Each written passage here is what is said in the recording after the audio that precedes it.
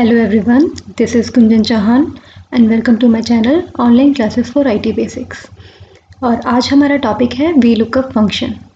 VLOOKUP function stand for vertical lookup function. तो topic start करने से पहले थोड़ा सा आइडिया दे देती हूँ मैं आपको कि ये लुकअप फंक्शन है वो यूज़ कहाँ पर होता है या कैसे यूज़ करना है। तो इसका एग्जाम्पल देने के लिए मैंने आप देख रहे हैं कि स्क्रीन पर एक इनपुट सेक्शन बनाया है और नीचे एक आउटपुट सेक्शन बनाया है। इनपुट सेक्शन में मैंने एक डेटाबेस मेंटेन किया हुआ है जिसमें एक मार्कशीट प्रिपेयर की है और नीचे आप देख रहे हैं कि वही हेडिंग्स के साथ मैंने 2 टाइप किया है और 2 के बेसिस पर पूरा रिकॉर्ड फेच किया है। तो VLOOKUP फंक्शन जो आपके पास ऑलरेडी एक डेटाबेस है उस डेटाबेस में से आपका डेटा सर्च करके एक कंप्लीट रिकॉर्ड फेच करके देता है, राइट। जैसे मैंने यहाँ पर टाइप किया है 2, तो आप ऊपर देख रहे हैं मैंने डेटाबेस में भी 2 हाईलाइट किया हुआ है। तो 2 के बेसिस पर अगर मैं कंप्लीट रिकॉर्ड मैंने यहाँ पर फेच किया है तो आप देख रहे हैं वहाँ पर एग्जैक्टली मैच कर रहा है कि क्या डेटा यहाँ पर आउटपुट में आना है। अगर मैं यहाँ पर चेंज करती हूँ 2 की जगह मैंने यहाँ पर ले लिया 5, तो कम्प्लीटली रिकॉर्ड चेंज हो गया। अब आप देखेंगे 5 के अकॉर्डिंग पूरा डेटा यहाँ पर शो कर रहा है, राइट। तो ये हमारा आउटपुट है। अगर आपको ये टॉपिक अब थोड़ा सा क्लियर हो गया होगा कि ये क्या मतलब हमें क्या काम करना है इसमें, राइट। तो अब हम टॉपिक स्टार्ट करते हैं प्रैक्टिकली। तो सबसे पहले मैं यहाँ पर इसको डिलीट कर देती हूँ ताकि हम बिल्कुल स्टार्टिंग से करें। अब यहाँ पर आने के बाद आप इक्वल VLOOKUP टाइप करेंगे। VLOOKUP फंक्शन, इसके अगर आप सिंटेक्स को समझ लेंगे तो आगे भी अगर आपको ये लुकअप फंक्शन यूज़ करना है तो आप जैसे सिंटेक्स देखोगे तो उसके अकॉर्डिंग आप अपने डेटा टाइप कर सकते हैं। तो इसके सिंटेक्स को अच्छे से समझ लेंगे। सबसे पहले यहाँ पर लिखा हुआ है लुकअप वैल्यू। लुकअप वैल्यू का मीनिंग है, जैसे मैंने सीरियल नंबर में लिखा है 5 के अकॉर्डिंग डेटा सर्च करना है। लुकअप वैल्यू कुछ भी हो सकता है, आपका एनरोलमेंट नंबर जिसके बेसिस पर आप मार्कशीट अपना रिजल्ट चेक करते हैं, रजिस्ट्रेशन नंबर, एनीथिंग, राइट। तो यहाँ पर मैं सीरियल नंबर 5 के अकॉर्डिंग डेटा सर्च करना चाहती हूँ। यहाँ पे मैं मैनुअली 5 भी टाइप कर सकती हूँ, लेकिन प्रॉब्लम ये आएगी कि हर बार मुझे फॉर्मूला में जाकर नंबर को चेंज करना पड़ेगा। इसीलिए इससे बेटर है कि मैं यहाँ पर एक सेल सेलेक्ट कर लूँ ताकि इस सेल में जो भी डेटा एंटर करूँ उसके अकॉर्डिंग आउटपुट अपने आप चेंज होता रहे, जैसे मैंने स्टार्टिंग में आपको दिखाया था। अब ये सेल जो है ये फिक्स है कि मुझे इसी सेल में डेटा हर बार एंटर करना है और इसी के बेसिस पर मुझे आउटपुट चाहिए, राइट। तो मैं यहाँ पर इस सेल को फिक्स कर लूँगी। फिक्स करने के लिए मैंने यहाँ पर यूज़ किया है F4 फंक्शन की। आप देखेंगे यहाँ पर मैंने जैसे ही प्रेस किया, ये यहाँ पर मैं प्रेस कर रही हूँ फंक्शन की और ये F4 फंक्शन की। यहाँ पर प्रेस करने के बाद आप देख रहे हैं डॉलर सिंबल आ गया है। ये मैंने लुकअप वैल्यू को फिक्स कर दिया, यानी यहीं से डेटा सर्च करना है। कीबोर्ड पे आप देखेंगे बिल्कुल टॉप पर F फंक्शन कीज़ होती हैं, F1, F2, F3, तो वही फंक्शन F4 फंक्शन की मैंने यहाँ पर यूज़ की है। कॉमा प्रेस करेंगे। कॉमा प्रेस करने के बाद अब हाईलाइट हो गया है टेबल एरे। टेबल एरे में आप देखेंगे कि किस टेबल से आपको डेटा सर्च करना है। अगर आप ऊपर चेक करें तो ऊपर जो डेटाबेस है उस टेबल में से आपको डेटा सर्च करना है, राइट। तो हमने यहाँ पर ऊपर जाकर, यानी कि ये वाला जो टेबल है इस टेबल को सेलेक्ट कर लेना है। टेबल एरे का मीनिंग हो गया किस डेटाबेस से आप सर्च करना चाहते हैं। अब देखिए ये भी बिल्कुल फिक्स है, ऐसा नहीं है कि इसके बियॉन्ड कोई डेटा हमें चाहिए, तो हम इस टेबल को भी फिक्स कर लेंगे, यानी हम इस तरीके से सेलेक्ट कर लेंगे जो भी टेबल का यहाँ पर हमने रेफरेंस लिया है और यहाँ पर सेलेक्ट करने के बाद आपको F4 फंक्शन की यूज़ करनी है। F4 फंक्शन की आप जैसे यूज़ करेंगे वैसे ही ये डॉलर सिंबल आ जाएंगे दोनों पर, यानी कि अब टेबल भी फिक्स हो गई है, यानी लुकअप वैल्यू भी फिक्स है, यहीं से डेटा सर्च करना है, और टेबल भी फिक्स है, यहीं से डेटा फेच करना है। कॉमा अब हाईलाइट हो गया है column index number. Column index number का मीनिंग है कि आप किस कॉलम से डेटा सर्च करना चाहते हैं। जैसे आप देख रहे हैं मैंने फॉर्मूला लगाया है नेम कॉलम में, तो ऊपर डेटाबेस में कॉलम नेम कॉलम कौन से नंबर पर आता है, तो आप देखेंगे ऊपर सीरियल नंबर फर्स्ट कॉलम में है, नेम सेकंड कॉलम में है। तो मैं यहाँ पर टाइप करूँगी 2, कॉमा।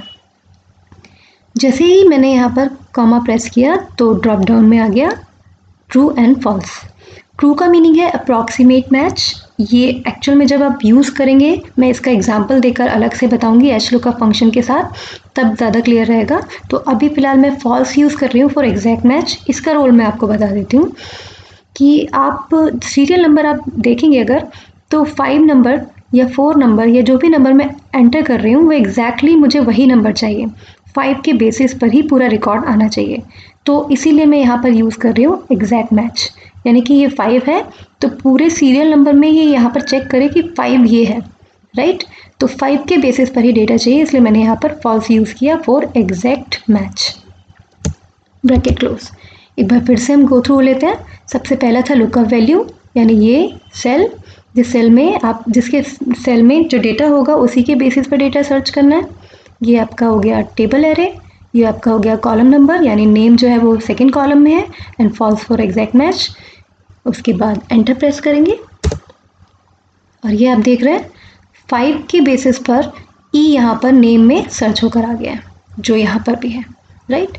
अब मुझे कंप्लीट रिकॉर्ड में रखना है, देखना है, तो मैं यहाँ पर इसको राइट कॉर्नर में ले जाके ड्रैग कर लूँगी। प्लस का साइन ये आ रहा है, ऐसे आपको ड्रैग कर लेना है। ये ड्रैग कर लेंगे आप, और ड्रैग करने के बाद आप देख रहे हैं यहाँ पर ई सभी में शो कर रहा है, राइट। तो ये ई क्यों आ रहा है, हमारा तो 5 के अकॉर्डिंग पूरा रिकॉर्ड आना चाहिए था। तो ये चेक करने के लिए आप किसी भी रैंडम सेल में, लाइक मैं टोटल में कर्सर रखती हूँ और डबल क्लिक किया। अब हम चेक कर लेते हैं सिंटेक्स में क्या प्रॉब्लम है। यहाँ पर लुकअप वैल्यू वही सेल है जिसके बेसिस पर सर्च करना था, राइट। उसके बाद आते हैं हम टेबल एरे। टेबल एरे भी ऊपर वाला ही टेबल है, पिक्स जो ग्रीन कलर में शो कर रहा है। 2 सेकेंड कॉलम, अगर ऊपर की टेबल में हम चेक करें कि 2 कौन सा कॉलम है, तो वो नेम है।